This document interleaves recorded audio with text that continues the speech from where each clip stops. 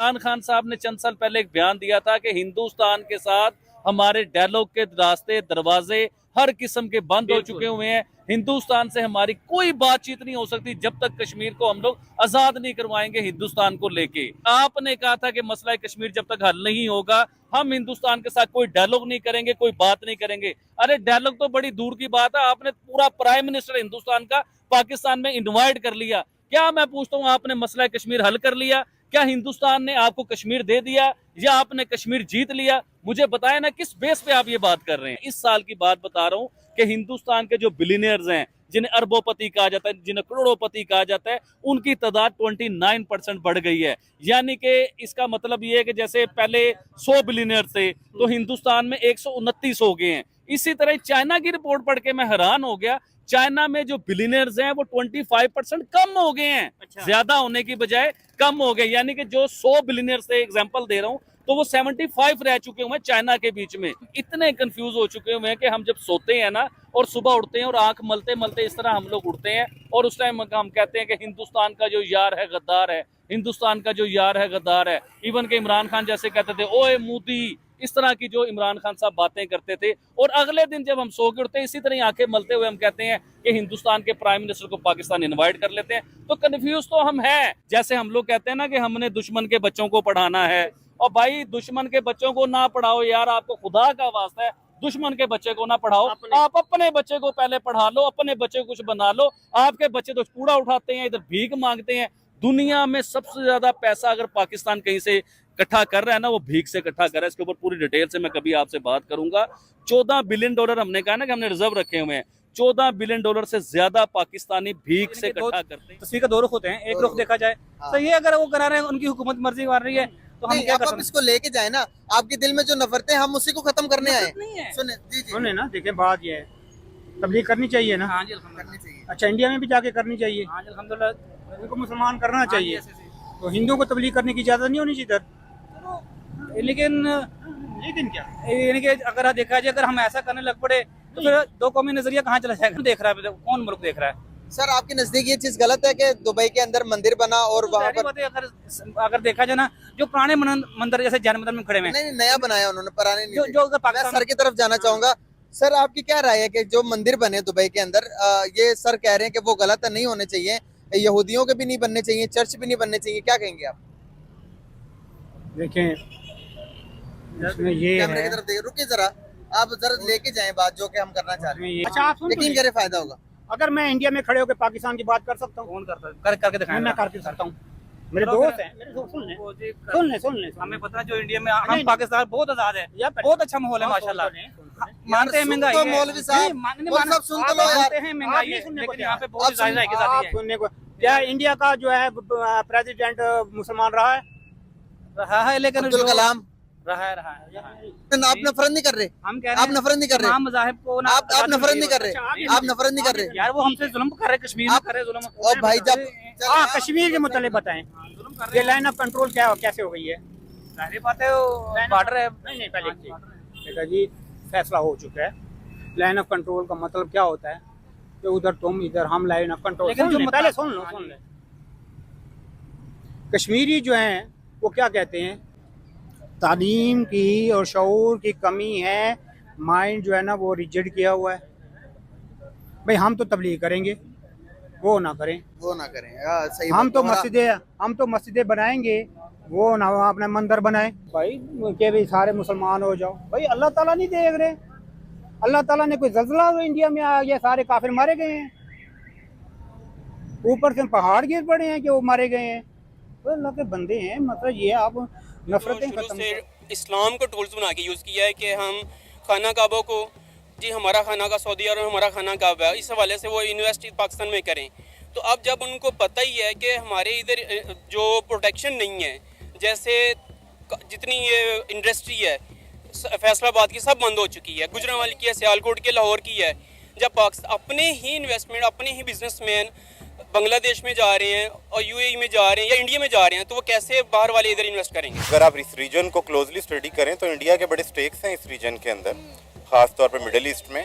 अगर man power के हवाले से देखा जाए, नंबर 1 वो, फिर अगर आप उसको मॉनेटरी टर्म्स में लेते हैं तो इन्वेस्टमेंट्स उनकी बड़ी ह्यूज हैं और उनके जो है ना ऑब्जेक्टिव्स बड़े बड़े क्लियर हैं। कोई इंसान क्यों इन्वेस्ट करना चाहेगा जहाँ पे लॉ एंड ऑर्डर नहीं? आपके पास लॉ एंड ऑर्डर है? बिल्कुल भी नहीं। अगर कोई इंडस्ट्री लगाता है, उसको कल को कोई इशू आ जाए, आपके जो लॉ एनफोर्समेंट है वहाँ से उसको हेल्प की जरूरत पड़ जाए, उसको मिल सकती है? नहीं, बिल्कुल भी नहीं। ठीक है। जब आपके पास लॉ एंड ऑर्डर नहीं है, आपके पास सस्ती बिजली नहीं है, आपके पास रिसोर्सेज नहीं है, आप वसाइल प्रोवाइड नहीं कर सकते, आप बिजली प्रोवाइड नहीं कर सकते, किसका दिमाग ख़राब है वो अपने आके पैसे ज़ाया करेगा? अक्सर जो बिजनेसमैन इन्वेस्टर आते हैं वो किडनैप हो जाते हैं, जिस वजह से जो भी बिजनेस जो भी कंट्री है वो उससे कुछ बेहतर सिचुएशन नहीं मिली। जैसे चाइना वो भी नहीं कर रहे पाकिस्तान में इन्वेस्टमेंट। ये पाकिस्तान के जो गए हैं वज़ीर आज़म, उनको इन्वेस्टमेंट नहीं मिली वहाँ पे, इसलिए वो अपनी जो जितनी उनकी बस इंटरेस्ट है वो इंडिया के साथ है। एक इंडिया एक बहुत बड़ी आईटी की इंडस्ट्री है। बीइंग ए एक्सपेट्रिएट वहाँ रहते हुए देखा है कि उधर से कंपनीज इंडिया में जाके मैन पावर हायर करती हैं और लेके आती हैं। हमारे यहाँ से तो लोग जो हैं वो झूठे सच्चे और जैसे भी विजिट वीज़े और धक्के खा के जाते हैं और वहाँ नौकरियाँ तलाश करते हैं। और कितने ममालिक ऐसे हैं जो इंडिया को वीज़ा फ्री एंट्री दे रहे हैं और पाकिस्तानियों को वीज़ा ही नहीं मिल रहे। ये ट्रेडिंग का ज़माना है, ये इकॉनमी का ज़माना है, ये बिल्कुल बरादराना ताल्लुकात का ज़माना नहीं है। आप ट्रेडिंग कर सकते हैं, आप इकॉनमी दे सकते हैं, आप बरादराना रिलेशन बिल्डिंग कर सकते हैं इकोनॉमिक बेसिस पे, आप दोस्ती सर्विस पे। अगर आप कहें कि कोई आके हमारी वैसी मदद कर जाए तो उसको आप खैरात कहते हैं, उसको बरादराना नहीं कहते। वो खैरात होती है और हम खैरात ही लेते हैं। छुट्टी नहीं चाहिए। जिसको नमाज पढ़ना है जरूर वो अपना नमाज अदा करेगा, उसमें कोई आपत्ति नहीं है। लेकिन जो 2 घंटा वाला छुट्टी थे वो अभी से आगे नहीं। अगर आपको ये 2 घंटे छुट्टी ज्यादा लग रही है कि भाई ये छुट्टी होगी तो हरज होगा, नुकसान होगा, तो 2 दिन की छुट्टी बंद कर दीजिए। इनको इस्लामो और मुसलमानों फोबिया हो गया है। ये हमेशा वही बात करते हैं जो मुसलमान को हिट करेगी। तो अगर आसाम के मुख्यमंत्री ने ये कहा कि 2 घंटे जो जुमा की नमाज के लिए आपको ब्रेक दिया जाता है ब्रिटिश के जमाने से, उसको हम खत्म करके उस वक्त हम काम करना चाहते हैं। जी, बिल्कुल। तो मना नहीं किया गया है कि आप पीछे से नहीं निकल सकते, आप निकल सकते हैं, आप जाइए ना, जाके नमाज पढ़ लीजिए। किसी को मतलब ये नहीं कहा गया कि हम आपका हाथ पकड़ लेंगे। जो एक रूल था जो ब्रिटिश गवर्नमेंट ने बनाया था उसको खत्म कर दिया गया है। ठीक है। अब प्रॉब्लम यहाँ पर आता है शैला जी कि ऐसा क्यों है कि भारत के मुसलमानों को ब्रिटिश का और जिन्ना का बनाया हुआ शरिया लॉ बहुत पसंद है, ब्रिटिश का बनाया हुआ वक्फ बोर्ड एक्ट बहुत पसंद है, ब्रिटिश के जमाने में बनाया हुआ और छापा हुआ 1939 के कुरान को वो बहुत मतलब दिल से लगा कर रखते हैं, और क्यों नहीं उसके बारे में कहते हैं कि ये तो ब्रिटिश के जमाने में छपा हुआ है 1939 में।